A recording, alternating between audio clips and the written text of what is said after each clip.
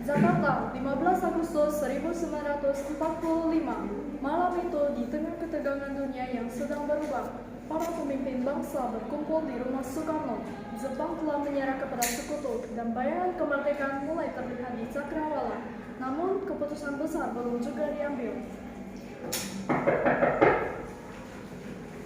Bung Karno, Jepang telah menyerah kepada sekutu. Ini saatnya kita memproklamasikan kemerdekaan.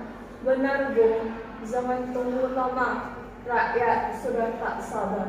Kami tahu ya, Nana, tapi kita harus menunggu kesepakatan DPKI. Kita tidak bisa tunggu. Kita harus pikirkan ini matang-matang.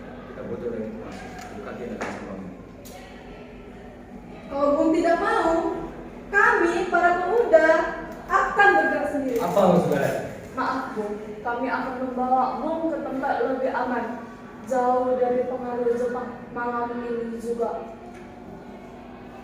Renggas Dengklok, 16 Agustus 1945.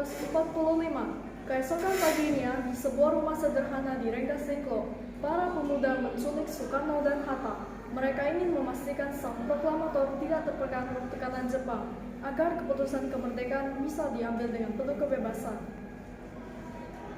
Ini penculikan. Kalian menculik pemimpin bangsa kalian sendiri. Ini tindakan ceroboh. Kalian pikir kemerdekaan bisa diraih dengan emosi? Kami tidak bermaksud mengancam, Bung. Tapi waktu kita sempit, kalau menunggu PPA yang dibentuk Jepang, kebaikannya akan juri. Rakyat sudah tersebar, Bung. Di Jakarta, di desa-desa, semua sudah menanti kabar. Kami hanya ingin Bung memimpin tanpa bayang-bayang Nippon. Kalian kira saya takut pada Jepang? Saya hanya memikirkan keselamatan rakyat. Jangan terbakar semangat, lalu lupa perhitungan. Kalian ini revolusi, tapi revolusi harus menang. Kita bukan main api di dalam. Kami hanya ingin mendengar dari sendiri. Apakah kita benar-benar akan merdeka? Kita akan merdeka, Nana. Tapi kemerdekaan sejati harus diumumkan dengan kepala dingin, bukan peluru atau paksaan.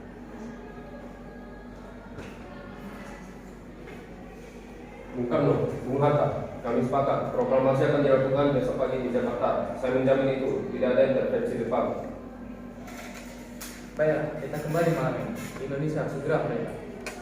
Kalian telah menunjukkan jalan. Sekarang mari kita pulang dan siapkan diri sebagai bersama.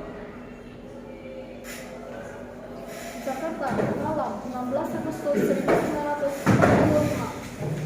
Malam harinya di rumah Laksamana Maeda, Soekarno, Hatta, dan Soebardjo menyusun naskah proklamasi.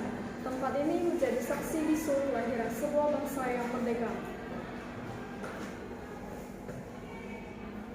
Gunakan rumah ini sepuasnya. Saya jamin tidak akan ada gol dari tentara Jepang.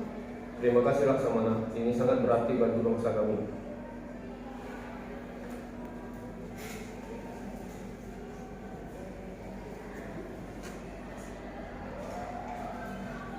Kami, bangsa Indonesia, dengan ini menyatakan kemerdekaan Indonesia. Hal-hal yang menarik penggunaan kekuasaan. Akan diselenggarakan dalam tempo yang sesingkat-singkatnya. Selesai. Kita bacakan kepada seluruh rakyat Indonesia. Besok adalah hari raya bangsa Indonesia.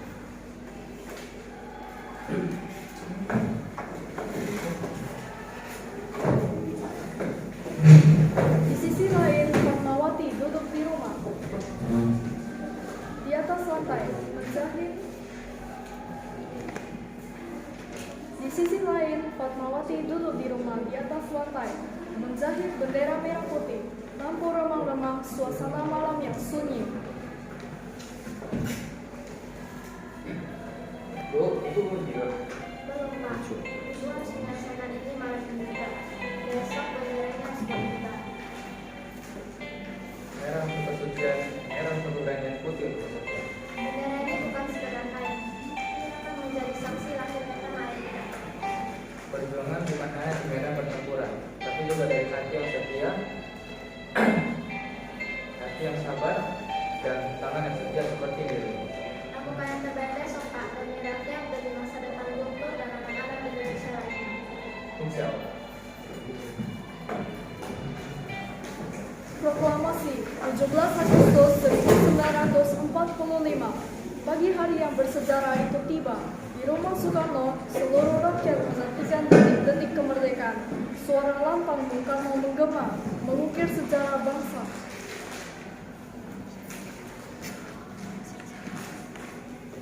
Proklamasi. Kami, bangsa Indonesia dengan ini menyatakan kemerdekaan Indonesia. Hal-hal yang mengenai pemindahan dan kekuasaan dan lain-lain dilaksanakan dengan bijak dan seksama dan dalam tempo yang sesingkat-singkatnya.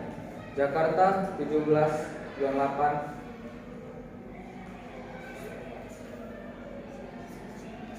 1945. Soekarno-Hatta. Hormat, gerak.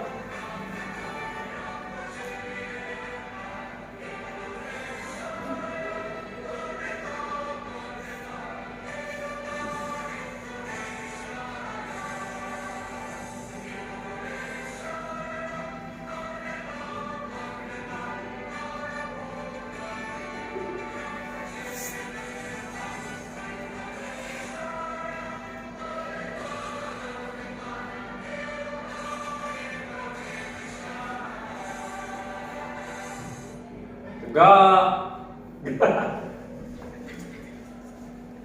Merdeka. Merdeka.